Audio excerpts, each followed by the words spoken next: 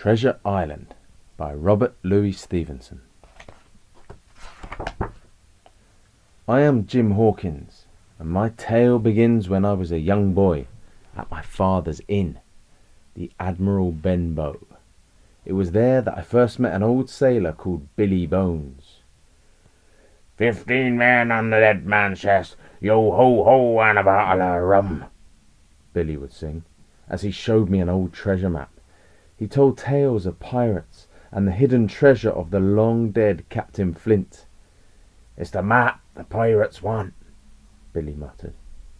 Soon after, Billy died suddenly. It was then that I resolved to take this map and sail with my trusted friend Captain Smollett to find Treasure Island for myself. At Bristol docks, I saw the famous trading ship, the Hispaniola, for the first time. Aboard the ship, the crew was busy making ready to set sail. I felt a thrill of excitement as I clambered along the gangplank. But as I boarded, Captain Smollett beckoned me over. "I don't trust this crew," he whispered to me. "Shiver my timbers!" boomed a voice behind us. It was that of Long John Silver. Billy Bones had warned me about this one-legged sailor, but Long John was so friendly that I soon forgot my fears. Then, one day, I went to fetch an apple from a barrel in the ship's kitchen. As I reached in, the ship shuddered as it rolled over a wave, and I tumbled headlong into it. Just then, I heard Long John come into the kitchen, slyly whispering to another sailor.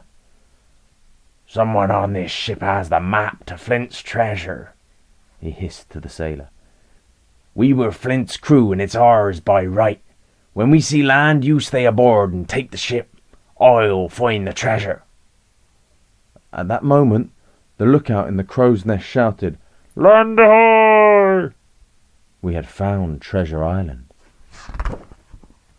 The crew scrambled on deck, and I rushed to the helm to find Smollett. "Captain," I whispered, "Long John Silver is planning a mutiny." Smollett nodded and whispered to me, "Don't worry, Jim.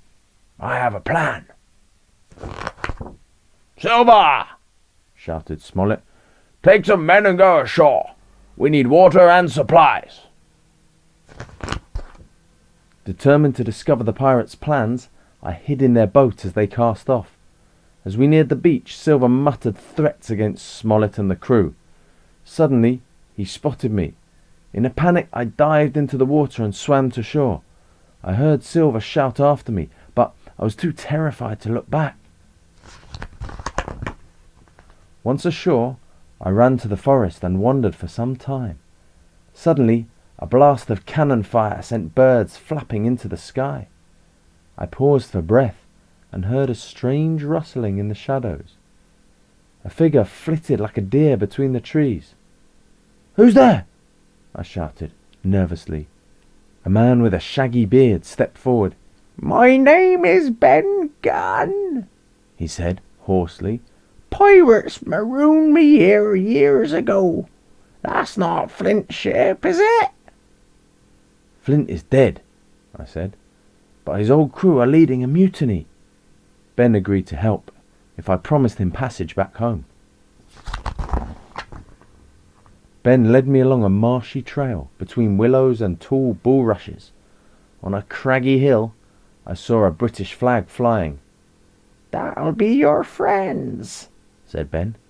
We climbed the hill and saw a wooden fort surrounded with pointed stakes. "Jim!"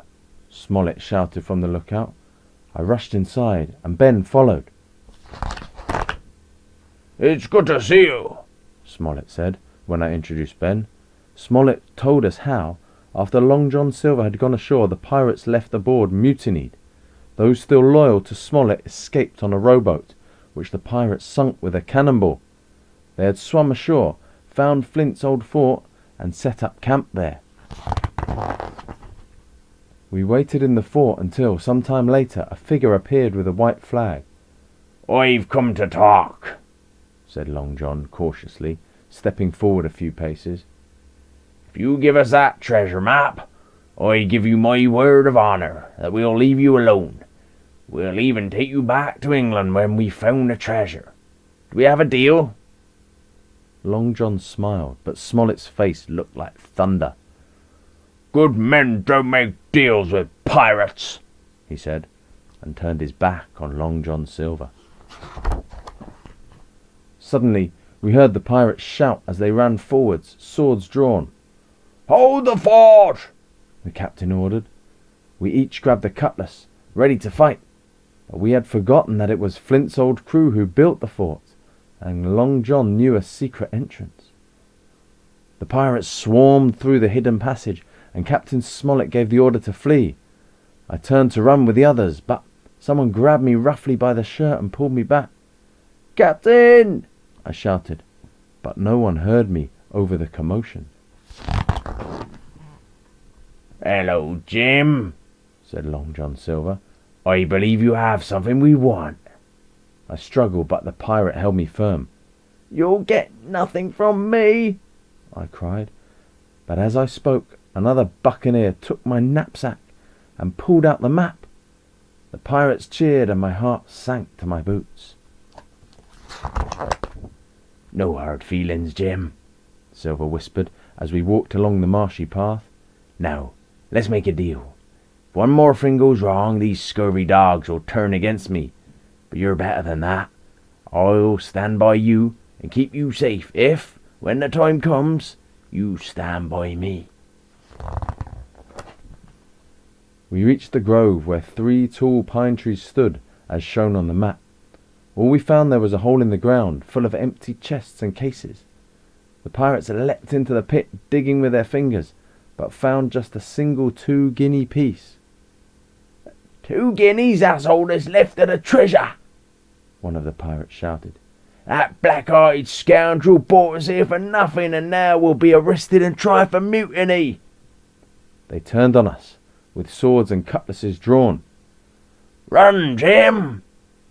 shouted Silver. Crack, crack, crack! 3 musket shots flashed out of the thicket, and Smollett, Ben, and the rest of the crew burst into the clearing. The pirates scrambled out of the pit and drew their swords. Long John handed me one of his pistols, and we took aim, ready to fire. One by one, the pirates dropped their swords. They put their hands up and backed away until they disappeared among the trees. "Quick, men," Smollett said. "Find their rowboats and destroy all but one. We can't have them going back to the ship."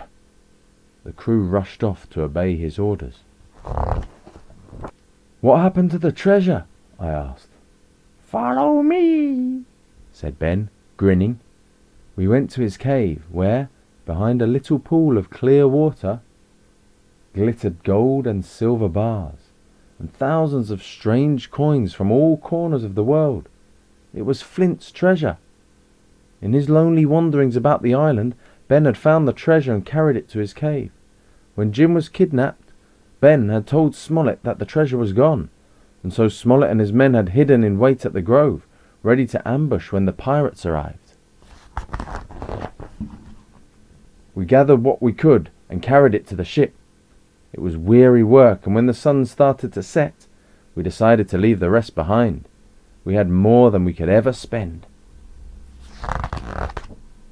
The mutinous pirates were left on the shore, marooned just as Ben had been. All except Long John, that was. We had made a deal to stand by one another. He had honoured that deal when we had discovered the missing treasure. Now it was my turn to stand by him.